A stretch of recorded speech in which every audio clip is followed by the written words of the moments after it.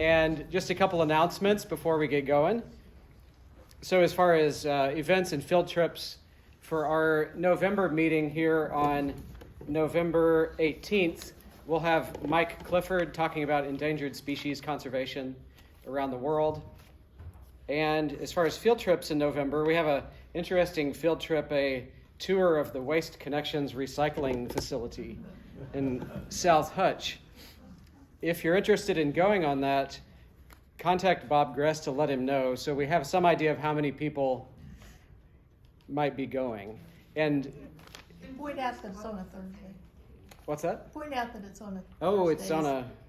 It is on a Thursday. Usually our field trips are on a Saturday. So I'll be teaching at that time. But they're not open on They're not weekends. open on the weekend? Okay. So why did you pick that? The reasoning behind that, I think, is to just check out and see what they're doing and how the recycling operation works. Kind of.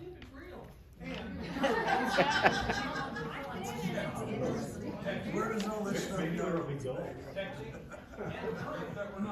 Just about birds. What? Environment. Okay, so I won't be there, but if I were participating, I'd try to see some birds. Thursday, the what? It's Thursday, November 20th.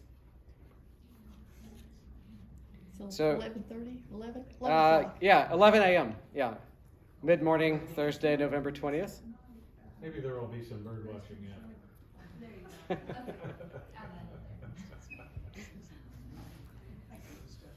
Does anyone else have any other announcements? Eden, did you want to mention anything about Chaplin Nature Center events? Okay. So if you don't know who I am, I'm Eden Johnson. I'm the director and naturalist at Chaplin Nature Center. So I don't know if all of you follow Facebook and get updates, and if you read the newsletter. I was just going to share that at our Fall Nature Day and Monarch tagging, we had 166 people that came, and we tagged 149 monarchs. So it was really, really an incredible day. It was so much fun. And we're still seeing monarchs. So I'm actually up to, I think I'm right at 300 that we've tagged. So it's insane how many monarchs have come through. So I wanted to share two of our upcoming events. One of them I have put out and it's been in the calendar. November 1st is a bird walk that I'm doing at Chaplin. I also just shared and decided I'm going to do a benefit to benefit the Nature Center and kind of all the cool programs and stuff that I'm doing. So I'm going to try that out. I'm going to do it November 15th. And what it will be is it's a hay rack ride that we're going to take you down through the prairie and to the river. We're going to do a bonfire and have s'mores and hot dogs. And also, before you board the hay rack ride, I'll have apple cider and hot cocoa. Bring a blanket. It might be chilly. We might see some good birds as we go through the prairie. It'll start about 3 o'clock. And then go to the river, have a bonfire, just have a good time with each other, tell stories, and then we'll get you back out of there at 5 o'clock before it's dark. So gonna try that as a benefit. And Do we sign up? you can RSVP, you can text me, send an email to the Audubon or the CNC at wichitaaudubon.org. Either way. You don't have to RSVP, but it is appreciated just to give me a head count. So we're going to be running the hay wagon, and like every 20 minutes we'll go back and forth. So basically you could come anytime between 3 and I'd say 4:30 would be best, and get a ride down there. It's a good opportunity if you wouldn't normally be able to hike all the way to the river at Chaplin. This will get you right down there, and if I have to, I'll get you on the gator and I'll take you right to the bonfire. So bring a lawn chair. I'd really love to see all of you guys come out and give us a visit at Chaplin. So that's the two main events that are coming up, and then it's winter time. We'll slow down, but I'm still going to I'll do a first Saturday bird walk through the fall and winter. So, and then if you do Facebook, follow that, because I'm always posting other stuff too, and updates and kids' pictures and field trips and stuff. So that's all. The benefit, did you say a price? Oh, sorry. So the benefit, I'm going to do $10 for adults, $5 for kids. But if you have a family, we'll just do a solid $30. So if you have a lot of kids, it's still just $30. So, or grandkids, I'll still consider you a family. So bring the grandkids or however, and it'll all go back to Chaplin and support the trails and all the work that I do with the kids programs and public events too. So thank you. Thank Sounds great. Yeah. Thank you, Eden. All right, well, on to the main event for tonight. Tonight we have Jim Griggs talking to us. Jim has been involved in photography at the professional level since the 1970s. His photography has been published by National Geographic, Africa Geographic, the Sierra Club, the Nature Conservancy, and many others. Tonight he's going to be telling us about his trip and showing us some photos from Costa Rica. For 11 years, he was an instructor at the Wilderness Photography Workshop in Wyoming and Colorado. As far as his photography in Kansas and the Great Plains, he's especially proud of his work showcasing that area of the U.S. and the Flint Hills in particular. His love for the vast open stretches of the Great Plains translated into an equal love for the Serengeti of Africa, where he's been traveling quite a bit over the last several decades. Jim has recently become mildly addicted to bird photography. We may have a few bird photos, but also lots of other things, as there are in Costa Rica. So let's welcome Jim Griggs. Is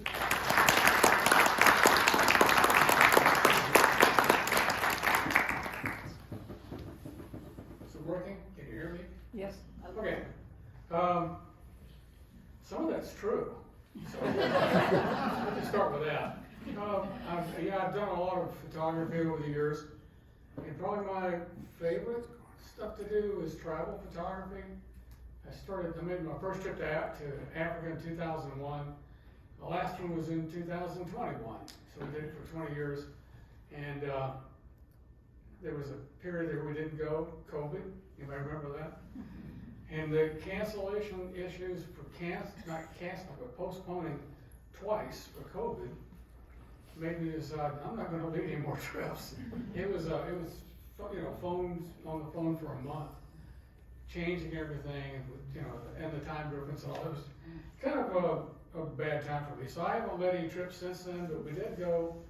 I've got a good friend who did some video work for, has a really cool bird place he sold it in Arizona. I did stories for him, and he called me up. It was last summer, wasn't it? He called me last summer and said, hey, I just had 2 cancellations going to Costa Rica. You guys want to go? I said, sure. Why not? If somebody else is leading, I'll do it. So we went with our friend Ron Nybrugi to Costa Rica for 10 days, 12 days, wherever it was. And we only, I've talked to other people who have gone to Costa Rica, and there's a lot of stuff around Costa Rica to look at, but we went to one area, and I'm going to talk about that tonight. I'm going to start off with a short video, and I've known Bob for 30 years, Bob? Close to it, at least. And I've led a few trips to Tanzania, and the guy who runs the company that I led trips for back then, he said, why don't you lead a trip to Peru? He's Peruvian, that's your hint. He said, why don't you lead a trip to Peru? I said, Mario, I would, but I don't speak Spanish. He said, don't give me that, you don't speak Swahili either. So, fair enough. So I said, well, I don't want to go. I've never been to Peru, I've never really been in South America. He said, well, get a friend, and I'll send you down there, and it'll be dirt cheap for you to go down there for about 10 days. So I got, hey, Bob, you want to go to Peru? Bob said, where? We're going to rainforest. You count me in. So we went down there for 10 days. I came back. And I'm going to show you this video. Basically, when you're high school classmates, and I went to high school in Houston, right, which is not real close, you lose contact. I never went back. I mean, there's nothing in Houston but mosquitoes and perspiration. So I never went back, and all of a sudden they found me on Facebook, right? So they started looking at my photos and all the places I've been going to, Galapagos and all over Canada, Alaska and Hawaii and all 50 states and then Africa. And they started jokingly calling me the most interesting man in the world. You remember those commercials? So I put together this little video. Do the lights on. Jim, you don't have your. I know. Okay. Oh, there it is. He once traveled by longboat up a tributary of the Amazon, sloshed miles on a muddy trail in the rainforest, just to hear and photograph a screaming peon. He is recognized and welcomed in Maasai villages all over East Africa. He once went on safari just to let the animals see him. He is the most interesting man in the world, or at least North America. Make that Kansas. Okay, the northwest side of McPherson. But when I do, I prefer Kilimanjaro. Stay here, visit Tanzania. So I basically put that video together to share with everybody. I got a big round of all my classmates. Said, "You're an idiot." So Costa Rica, if you don't know where it is, it's between Nicaragua and Panama in Central America, and the town we flew into is San Jose. You gotta be careful when you get airline tickets to make sure you tell them we're going to San Jose, Costa Rica. And the place we're going to is the Osa Peninsula, right down there that's circled. And the reason I want to go to Osa Peninsula is because of something I read about from National Geographic. It's supposed to be the most biologically intense place on Earth. One of the things you can do going on a trip to Costa Rica, you can spend a lot of time in vehicles going from this spot to this spot to this spot to the volcano to all the other things there are to see. And unfortunately, I'm the type of guy that I'm going to go someplace I want to really get deep into where I am. So I said, Osa Peninsula, that's perfect. That's what I want to do. So we got some shekels out of the bank and made the trip. So we flew into San Jose. We stayed downtown. The Hilton downtown's a high rise, really a nice place. I'm used to going to rainforests and sleeping with no windows, and this thing was like very luxurious. And I will point out that little shelf that's down there, that's kind of where the air conditioning stuff is. That was right outside our window, right down below. And I got my first wildlife picture there a couple hours later. So we check in the place, we're good for a walk. That's our hotel back there. This is Embassy Row, where all the embassies are located downtown. Nice room compared to a lot of the places we've stayed. This is out on the patio. We have a coffee in the morning, beer in the afternoon, or a whiskey or a wine or something. So if I go anywhere, we just sit there. We got there an extra day. I just wanted to see what the town was like and what the area was like. I was looking out at the brand new, it's not brand new, but the soccer stadium there. And guess what? It's a gift from the people of China. So you can get their claws in a little bit. So. This is looking down that patio, on that deck down there out of our window, Black Crown Kara. And I said, wow, it's going to be easy. They come to you to get their picture taken. That's amazing. So we went to bed, sunset, got up the next morning, had coffee, got met by our guide and driver, took us to the airport. We got on board this Sansa, it's a Cessna Caravan, and we flew from San Jose down to Puerto Jimenez, which is where it's on the Osa Peninsula. And I always get a window seat, because you don't have much choice on these things. I mean, they're almost all window seats, but you get a window seat, and I'll take pictures from the air. There are things we can see there. I took a couple. These are the only ones I've got on here to show you. If you've flown on a small plane, and my brother's a pilot and an instructor, and I've flown with him a lot, and I've been in the Learjet simulators we used to teach. And so I always like to watch the pilots. This is coming into land at Puerto Jimenez. It's Treetop Airlines. Pull your feet up, even out of those trees. It was a really nice flight. Smooth landing, great pilots. And we gathered on the tarmac. This is our group going out. That's Ron. He was the guy that put these trips together. And it was like precision clockwork. It was really, really well done. Almost military. So there's the runway. There's the Hilton Resort we stayed in Puerto Jimenez. And right next door is Crocodile Bay, which is a sport fishing, and also guides are available out of there. And the Hilton and the Crocodile Bay are owned by two guys who are college buddies from way back. and they're nature photographers, so it's kind of cool to have them there. They put together some pretty interesting trips we could go out on. Of course, the Pacific comes into there where they go out fishing from.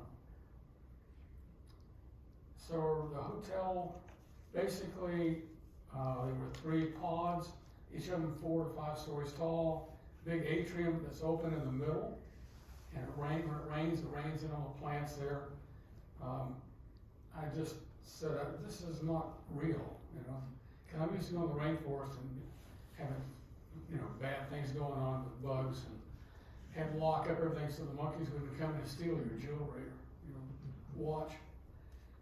It was really very, very pleasant. Almost too pleasant, but it's called Hilton Botanica in Costa Rica, and very reasonably priced and a beautiful place.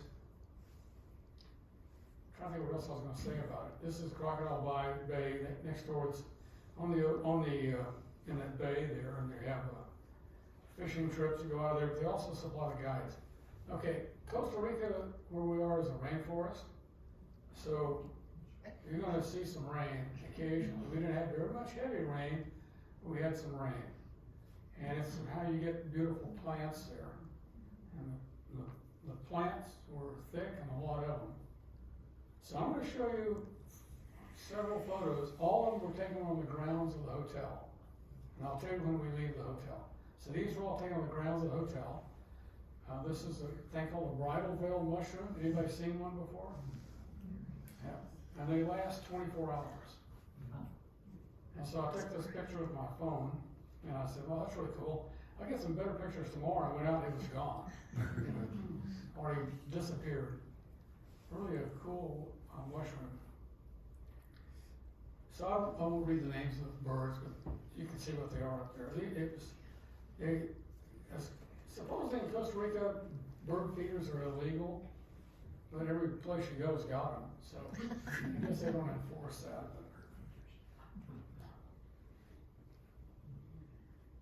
And these are all taken. I don't carry the big stuff anymore.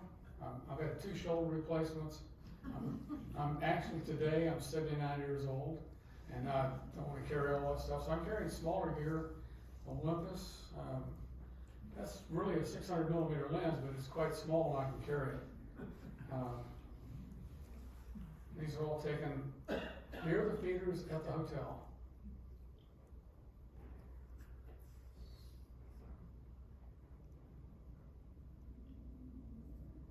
I think he's a repeat. He kept coming back to the feeder. We've got a male and a female, Scarlet Montanager.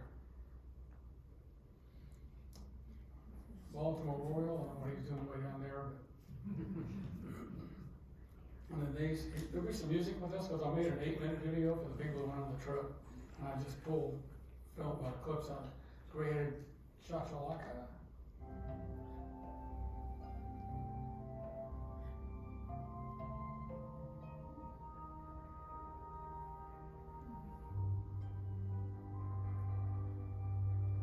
When they showed up, the feeders got abandoned. I didn't know what this was because it didn't have a black head like it should have in the marks. It looked like a green honey creeper, but doesn't have the black head. It's all mottled looking and everything. So what do you do when you don't know? You call Bob. Bob said, that's immature. I said, so am I. Thank you. All right, yeah.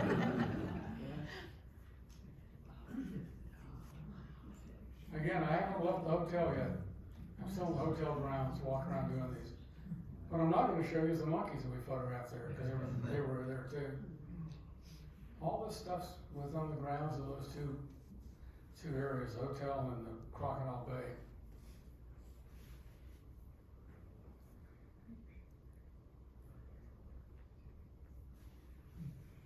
These guys kept showing up, the toucans.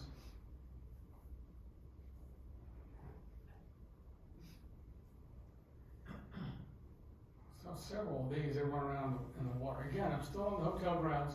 There is a stream that flows through the hotel grounds, a couple of ponds on it, and those ponds have some wildlife in them as well. When the big birds show up, the little birds get out of the way at the feeders for some reason. There's a pecking order. of the birds there. These two were obviously discussing politics. And it's pretty easy to figure out because one was on the left and one was on the right.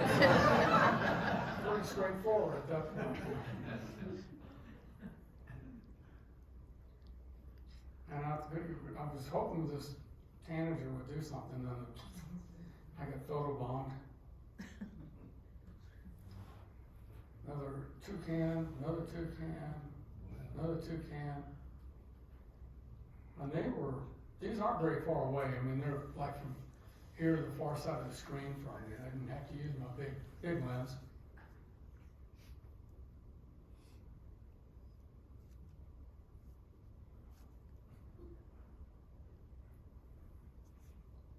And there were some sloths there as well on the grounds. Normal sloth picture looks like this. You're like, somebody lost a Brillo pad. It's just kind of weird looking. But you keep coming back to the same tree because they don't move very far or very fast. And you finally find, oh, here's one moving around. And you get some shots, you can see their face. This one I shot video of because, well, I had to slow it down. He was moving so fast. Areas at breakneck speed.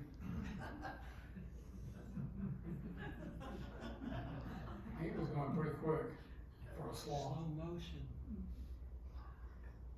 And he was headed for feeding grounds up there. He saw something he really liked. Over on the far left up there, those red things. He's over eating those.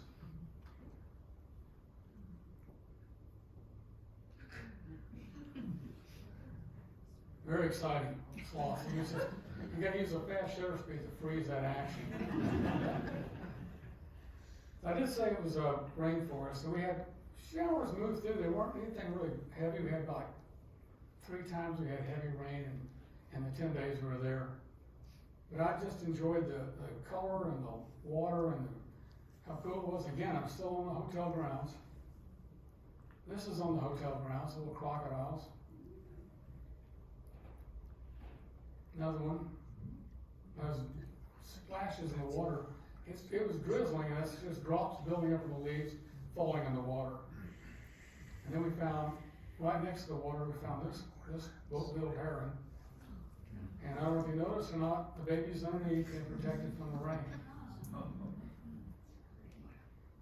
And that was really cool. Boat-billed heron. That's one of my favorite birds there.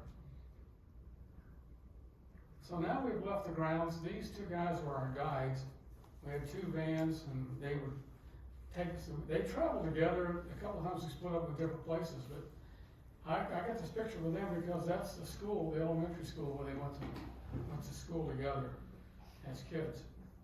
And they were very good. The guy on the right had impeccable English. The guy on the left had good English. If you listen very carefully. And none of it was the Queen's English, it was actual English, you know. So they had a couple of bridges that were out. We're going to take on the road, and so we stopped to watch this guy just Toyota truck ford the river before we went across it. Piece of cake. May not make it back if it rains hard. But the bridge was out, so we had to do this twice.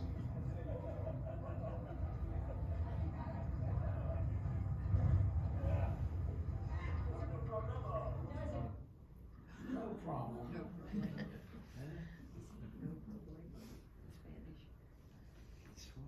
So the first place we went, the very first day, full day there, this guy had been a poacher, and he would go out and poach little animals out of the national park and sell them on the black market.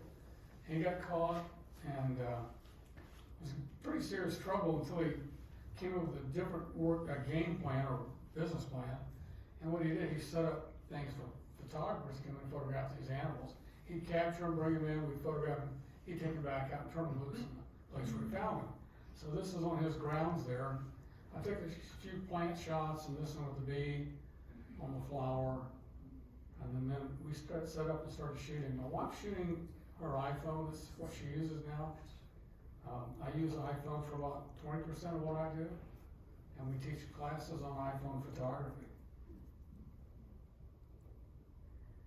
pretty amazing what the iPhone could do. So this is some of the stuff he has set up. He turns the things loose on there and you photograph them.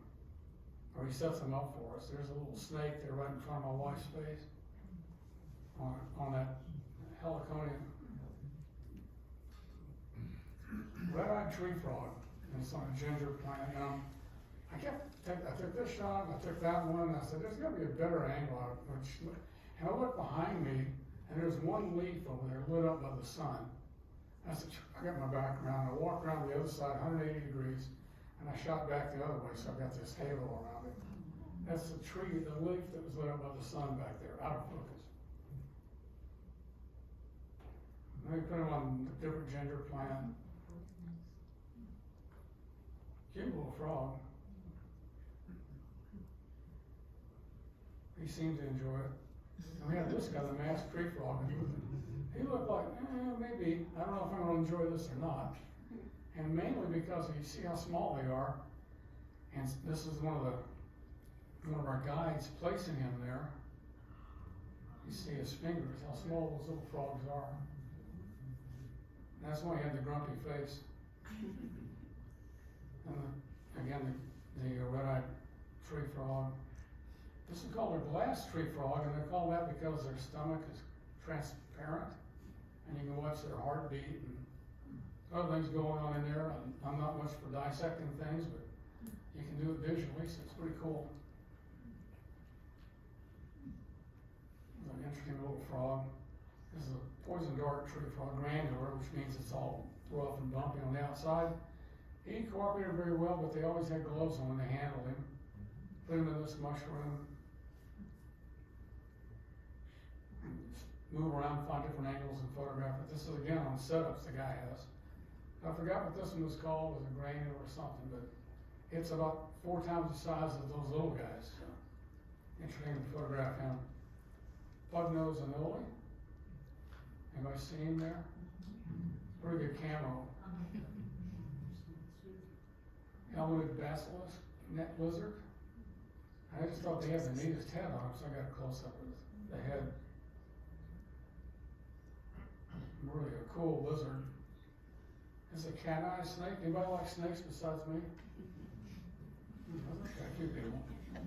There's a cat-eye snake, and then it would stick its tongue out, but there's a way you get them to get their tongue out. Here's a how you get photos of their tongue sticking out? Well, watch what the guide does here. We're setting this lady wanted a picture of her with his tongue sticking out. So she sets up to shoot. He's behind her. As soon as he blows, his tongue comes out. As soon as the snake detects the smell coming across him, he sticks his tongue out to see what's there. This is a black-headed thirst snake. Again, very small, very thin, little thing. And then they brought out the third snake, and they had a thing to handle it with. Nobody just picked it up. And it's crawling, it fell down a couple of times, crawling out in the water. And finally got the hook on it, brought it up and set it in a setting for us to photograph. It's called a fur-lance viper. And that's what they look like from the side. This is from the business end, looking head on. And they actually, the guy that does all this, he drew a line in the dirt. Says your toes don't go on the other side of this line. So I'm standing there leaning way over, you know. Rules are for, well, never mind. I won't go there. Over there, we had some scarlet macaws show up, and I looked at this and man, they got little dots on them. Then I realized that it was raining when I took these. I forgot that was rain going on. When we left there, we went to this house, and this is a family. We got to visit with this actual family that lives there, and they have set up a little business where they make lunch. So this is the mom. She's cooking on their stove, and we had a fabulous lunch. It was really good. And then they brought up the squirrel monkeys. They put all the leftovers out, and the squirrel monkeys show up. And I don't know if they're leftovers or not. Maybe it's something that they're going to toss, and the squirrel monkeys show up and do their crazy thing. probably were, what would you say, Cindy, 50 or 60 of these things in this group, and they're going everywhere, running over each other. I think it was, they were having KFC chicken because they were licking their fingers a lot.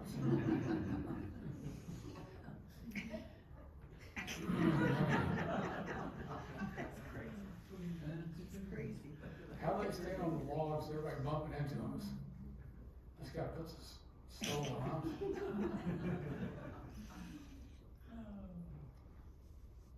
I sat there and watched all the other monkeys leave. And he said, where are they all going? No, I'm gonna get out of here too. So he followed them out. That was a really cool place. You know, I wanted to get a picture of us with the family, the daughter, my dad, and me, between dad and mom, and then Cindy. And one of their dogs, a little run around there on the ground, but they had another dog that stayed up and just kind of watched everything from up above. He was a cool dog too. He didn't come down. So we're sitting there, and they came and got us. Hey, you better wait. We got some birds coming back. Great curassow. I don't know if you've seen those before or not, but they're like the size of a small turkey. And they just came out of the forest up to this house. So we got to take pictures of them too. They didn't get real close, but if you sit still, they come close. You know, we come up close, you get good shots of them.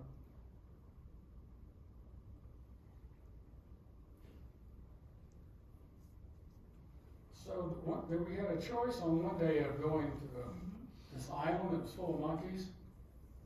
And I thought, I've been in Africa, and I've been in Peru with monkeys everywhere. In fact, we seemed like we tripped over them. I didn't care about going to the island. The other choice was we went to this place where the guy raised cacao plants. Do you know what those are? Chocolate. They make these pods, and that's the source for making chocolate. And they said, if you go there, we get to make some chocolate. I said, oh man, I'm all over that, let's do this. So we went there. This guy was explaining, and his English was hard to record because he kept turning his head and my mic didn't pick it up well. But he's talking about the flowers here, how many of them are on each tree, and that there's thousands of them. And Okay, the flower. Okay, the flower need a colonization, right? Right here is the beginning of the process. Okay, normally in one tree like this, you found like 2,000 flowers. But only all the time you found like 50 or 60 different pots like this one. so those are pods that grow on those trees. There's sometimes thousands of flowers on each tree, and then he's going to break it open inside the pods. Each pot like this one have like 40, 35, 40 different seeds inside. Remember, each seed have like a 60% cacao, 40% oil. Okay, what the industry do? Right here today we do like 100% cacao and 70% cacao. And right here is beginning the process. So the seeds are covered in this white This one is the stuff, this slimy feeling. And This it's one is just tasting. It's not going to be, don't eat it, but it's very, very sweet. It's like eating pure sugar. Banana leaf in the box, and we fermentation one night. What happened in the fermentation? It's activating the theory. So they ferment the seeds. Ferment is the And they use is the banana leaves to process. color them, and they In the ferment them, and then fermentation, they it's dry hot. them. It's activated the theory like a coffee caffeine. And also, you grab this one like this, and you try to, you know it only second. It's like a candy. Yeah, only second, don't eat. Suck on it, don't eat it. Very sweet. Take it out. No, it really is. The whole thing. So he bit one in half to show us inside. Is the seed. This is cacao. Cacao is the process that we make for trying to do like a chocolate. Okay, the vegetable, we grab this one, the fermentation. After fermentation, we need to dry it. After drying, we need to roast it, broken, separate the shell from the cacao. And after that, we ground. It's 100%. After the second time ground, we put the sugar and put the milk up at 70%. This one is very different than the cacao that you eat in the store. What happened? In the cacao that you buy in the grocery store or something around, have only 20% of cacao. What is the reason? They need this commercial. They need to receive more money. Okay, and also they put 20% cacao and put another different compost, and they make cacao. So yeah. Well, this is the roasting they were doing with some that had already been fermented and dried. And then we got to grind them into the toddy.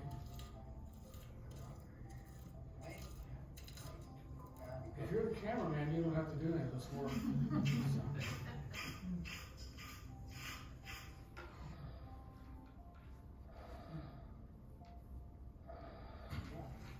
And we have this grinder, they would dump the stuff that would have been separated, and ground up seeds in here, and you can see the oil that comes out is cacao, and it's all black or dark, very dark, and very sticky. They put it in the bottom. That's 100% very bitter. It's like baker's chocolate. Very, very bitter. We got to taste that. And then they go back and they have powdered milk and sugar. And they stir that together and they run it back through the grinder again. And it comes out. It's the proportions they were doing said it's about like 70% dark chocolate. So, you know, you see 100% cacao. We say cocoa, but 100% cacao is very bitter, unsweetened chocolate. And it's basically what you see coming out of the machine. And then the 70% has been cut with milk and sugar. And then the stuff you buy in the store is only about 10 to 30% cacao, and the rest of it is sugar and high-fat milk to make milk chocolate. There's a YouTube video that explains the difference between cacao and cocoa. That you may want to take a picture of that and save it, but I watched it, it wasn't that great. But they did say they had made cacao liquor. I never did try that, but I'm game if anybody wants to go hammers on a bottle. I don't drink a whole lot, so I do remember that there's nothing more beautiful than watch the sun rise up over the curb in the morning. I remember that from a long time ago. So then we went over to the Crocodile Bay. I wanted to see what kind of boats they had and just see what was out there. So we walked out on the pier, and these are the boats they had. I think they had one boat that was out on a fishing trip that day, but this guy was fishing, so we got to stay around and watch him make a bunch of splashes into the water, which was kind of cool to watch the pelicans. The next day, we went to this place, La Perica, which is the parakeet. But the guy that owned this discovered certain trees he had in his property attracted sloths. So he started planting more of those trees, cutting out some of the others, and he got these sloths coming in, and it was a really good place to go photograph sloths, not like the hotel, which is kind of crowded and not very conducive to photography. This was really good. In fact, they even fed us too. Some really good food. The sweetest pineapple I've ever had. I would have thought the watermelon came from Hempstead, Texas. Anybody from Texas? Hempstead watermelons are the best. Anyway, it was just amazing morning, and then we went out as a group and went looking for sloths. Okay, not a great shot. Here's another one. Kind of see his face. And how can you tell where they are? We used to count the arms and where they are. We see the claws. And then we found this one. This is a kind of baby. You see the little baby in the middle? Looking out over mom, crawling around on mom. And that baby had a pretty good grip on mom. And we spent probably an hour trying to get a shot of them. There's too much stuff hanging on the way, and they move weird, and it seemed like when the baby would raise his head up, as soon as you get the camera up, the head would go back down. So you can hardly get a shot. So while everybody else standing around burning up pixels, I walked around and photographed butterflies and tree roots and tree bark and other stuff that's there. And then I walked back and I went to the other side of the tree and said, the baby's got its head sticking out here. Everybody else was on the other side of the tree. waiting for it to show up, while we were taking pictures. And I got a whole series. It takes a lot of patience to do this kind of stuff, because you gotta wait for something to happen and expect it to happen. I used to carry a couple of cans of beer in my camera bag, so had some patience that way. But I didn't do that here, I just had to wait. And then they kept moving around, and limbs on the way. Now the baby's got a little bit better thing laying on the mom, and mom's hanging on, keep from falling. The shots kept getting better. I'm just showing you what goes into these. You know, yeah, that's a pretty good shot, except for that one limb. And if I really wanted to use AI, I could probably take it out, have AI create what's there, but I don't do that in nature stuff, at least. And the baby's hidden, the mom's there, mom is there, the baby's hidden again. Mom is there, the baby stuck his head out for a second, they cheek to cheek. Kind of a nice shot. Another baby stuck its head back again. Baby stuck its head out, mom's head's there, not bad. Too bad she's got her chin down against the baby, raise her head up, look at mom. That's better than that little baby put his chin down. So you just keep chasing this until all of a sudden the baby's got his head buried in an armpit or something. Then comes up, puts his head behind mom's, another cheek to cheek, hanging on the arm. And then this shot, which was my favorite of all of them. And you see both faces and the baby's there. And then I walked over and one of our guides set up his spotting scope. And this is through the spotting scope with my iPhone. And it's probably my favorite shot of all of them, but that's with a phone and on a spotting scope. A really good combination for stuff like this.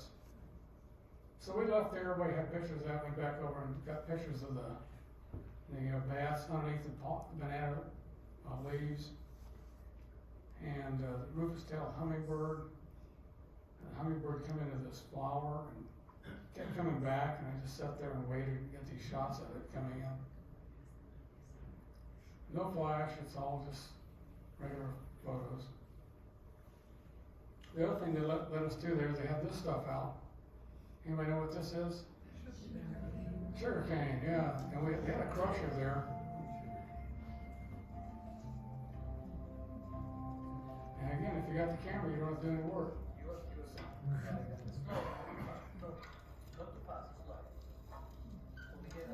So crushing the sugar cane, all the liquid comes out, goes down the pan, through a filter, and into a container. We went through a couple of times. And you can see how much together collected there in that thing. We got to taste it, really. Pretty amazing. If you never tasted sugar cane squeezing. Pretty good stuff.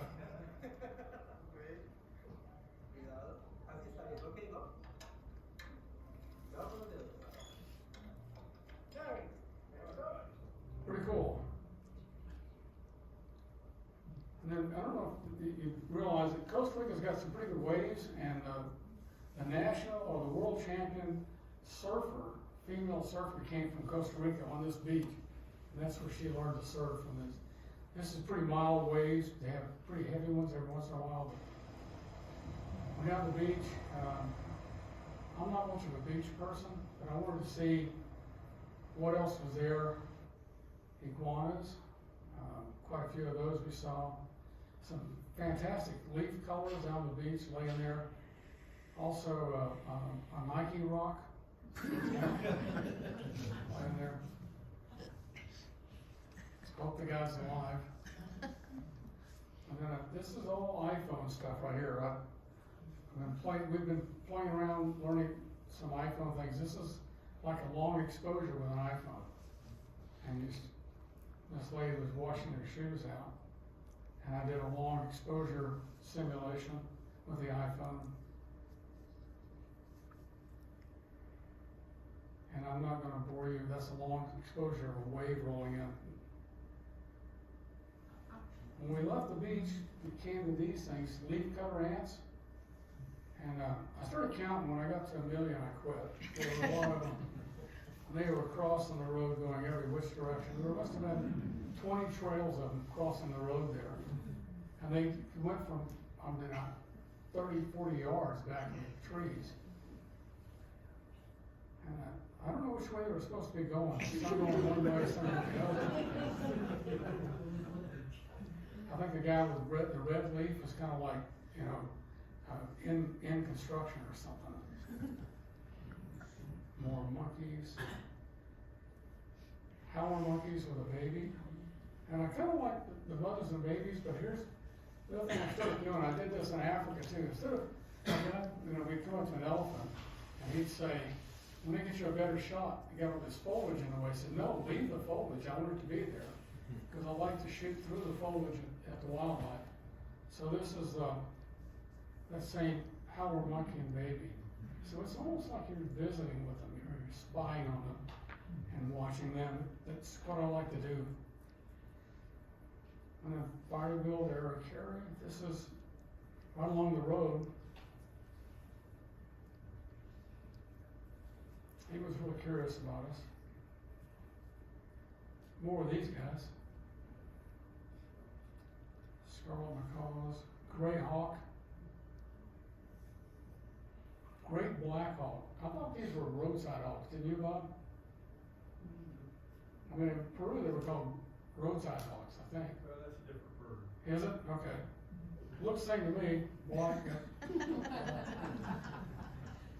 So this is yellow-headed caracara.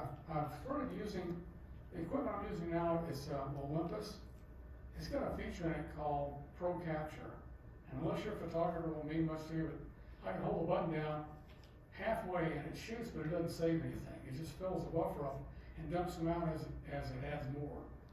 And when you see the bird do something you want a picture of, you push the button all the way down and it saves, goes back about 3 seconds in time and saves it. So I just sat there and watched this guy.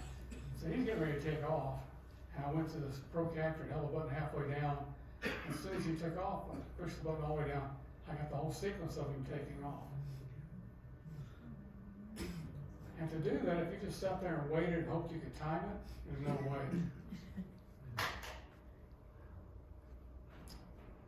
This is we went over a pass and dropped into this river near the end of the trip. It was the last day through the rainforest up there and went down to this river. The Circuit River. We had big pontoon boats. They took us along and photographed some stuff there. Monkeys and birds again.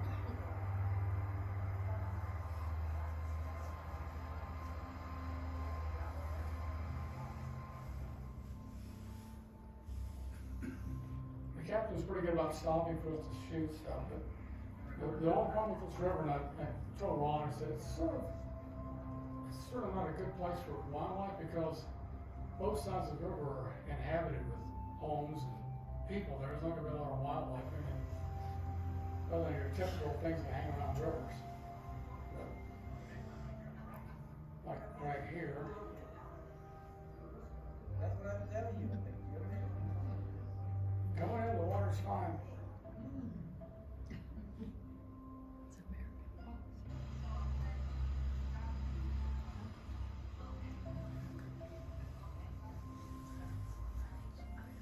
Ron had mentioned to me he was thinking about dropping this on the trip and adding another thing out in the jungle with the other wildlife. I said, I think it's a good idea. I think this is okay, but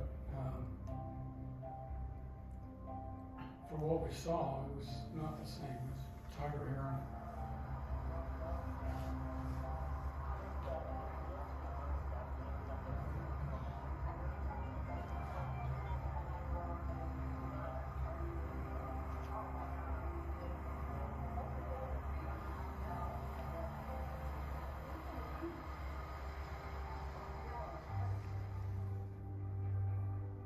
These are all the bats lined up on a tree trunk. We saw in Peru like that. Kingfisher, a little fish in its mouth.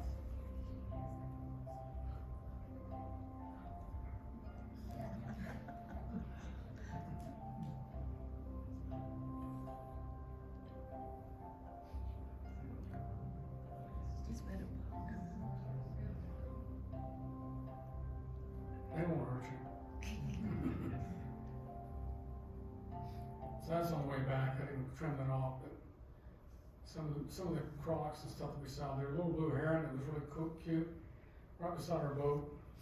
This is back at the hotel, the last night there. I went to the bar and you could order food there and get a drink or something. It was pretty nice. It was a very nice hotel. And then this is taking off, and it's raining. So it rained when we got there, and it rained when we took off. So, one of those times when you think science isn't going to win this time. You just kind of want to pick your feet up, go over these trees at the end of the runway.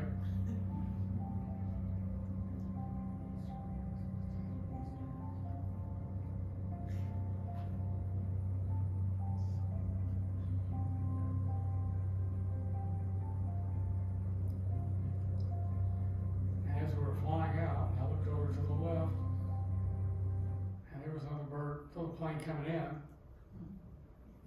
to replace us, I guess, at the hotel. Now, I'll tell you that I'm going to show you one more thing. This is basically everything that I'm going to talk about. Costa Rica. We did, I should say, my wife convinced me that we should go on this other trip in March, and I'm going to show you a 1-minute video from there. We went to Baja in Mexico, and did some whale stuff.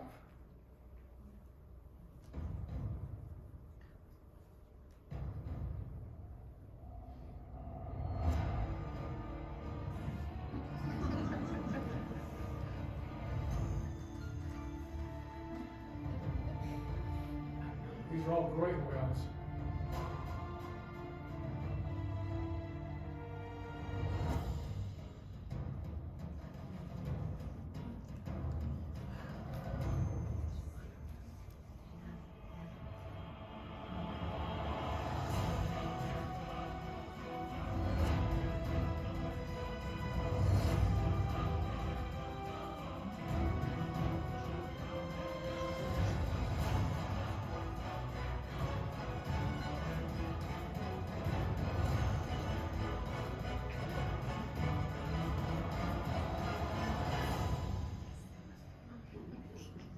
Okay, well,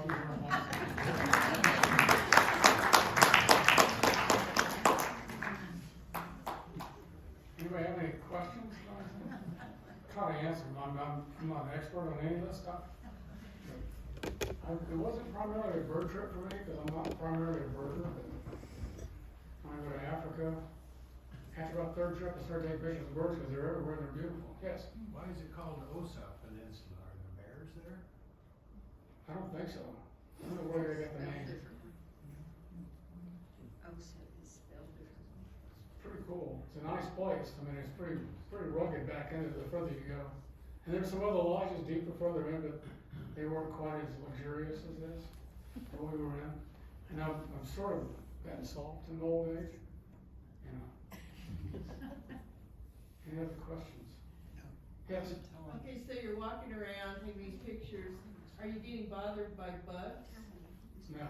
No? We didn't have an insect repellent with us. I don't think we had any bugs at all, have we? I mean, those leaf cover ants. I'm sure if you stood there long enough, they might bite you or something. We didn't have any bugs at all.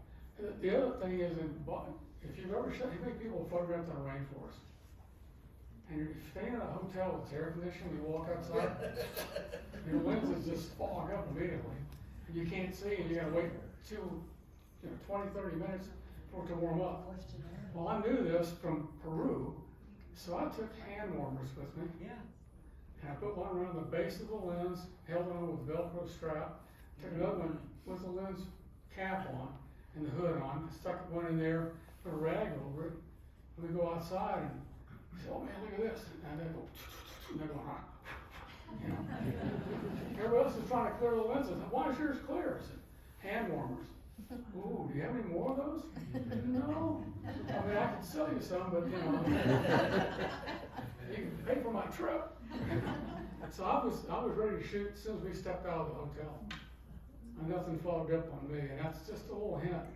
Those little chemical hand warmers, you know, just warm it up before you, as you go out the door. By the time you get to the vehicle, your lens is clear, man. You can shoot. So that's a little tip for if you want to be able to shoot early in the morning and when it's cold. And if you especially been in a hotel and it's air conditioned, you walk outside and it's 97% humidity. You can't see. So I didn't really go to Costa Rica. I went to Osa Peninsula in Costa Rica, and that's what I wanted to do. I had friends that had been there and gone on trips, and they spent half a day in a vehicle going from one place to another place to see this, and half a day in a vehicle going to another place. And I said, no, I want to spend the whole time there doing something, walking and taking pictures and being outdoors, rather than riding in a vehicle. So we did ride in vehicles, but that was just to get us out to where we could find stuff, so the popular places. Any other questions? What iPhone are you using to shoot some of those pictures with? 16 Pro, I think. iPhone 16 Pro. You mentioned something about teaching classes. Yeah, we did a couple of them last year out in Arizona where we are in the winter. I found out I'm allergic to snow. It's, it's one of those medical things, but we go out there in the winter. But we taught out there a couple iPhone classes. We also did it at my photo workshop, at our photo workshop in Wyoming this year, taught iPhone. Probably gonna do some this next summer when we're back from Arizona, at the Maxwell Wildlife Refuge. You know where that is? Because I'm a docent there, and I have access to it, so I can get in and use the facilities to do classes and stuff I wanted to. iPhones are, I have a really good professional photographer friend who went to Africa, went to Tanzania, carried an iPhone 15 Pro, and he carried a Samsung something, had like a 200mm lens on it. And that's the only two things he took. He didn't take any real cameras. The guy's been shooting professionally for 40 years now. And he shot the whole thing. He's got pictures of crocs attacking wildebeest in a stream or river, I think, wow. How unencumbered is that, just to reach in your pocket and pull out a phone and take pictures? The video quality on them is unbelievable. I use them for video quite a bit. I wanted to do 16mm movies back when I first got into this stuff in the late 60s, early 70s. And I wanted to do 16mm. I even bought a Bolex, and I shot some stuff with cameras that belonged to a news station in Dallas. And I thought, this is really cool. And I found out it was about $400 a minute to shoot 16mm, finished when you get through with it. I said, well, I can't afford that. So I kind of gave that up. And when digital came along, I started looking at digital video. And about 10 years ago, I started doing a lot of digital video. And it was okay, it wasn't great. And I took a class from a guy named Bob Christ, the National Geographic. And that was like, oh, wow, this is great. So I've also been teaching video classes. Bob gave me all of his stuff to teach with. So he's in Maine, I'm here. He said, we got different people to teach with. The video I really love, but I love doing video. I put an 8-minute video together of this trip and sent it to everybody that was on the trip. A couple of guys from India. It's just kind of nice. I think Bob, we did a video review, right, for your mom down in Tambopato. But I like my iPhone. I can have it when they peel my cold, dead fingers off of it. Shoot with it quite a bit. Any more questions at all?